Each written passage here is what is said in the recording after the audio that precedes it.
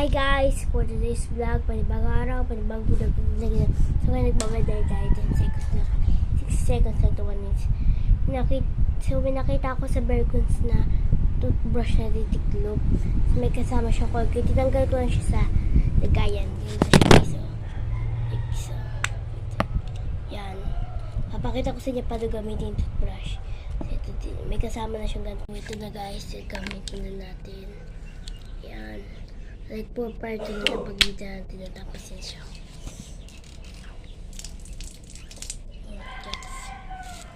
Tapos ito.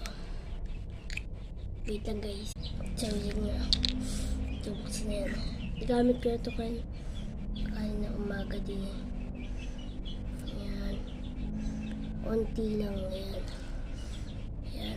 Like po part na malapit na.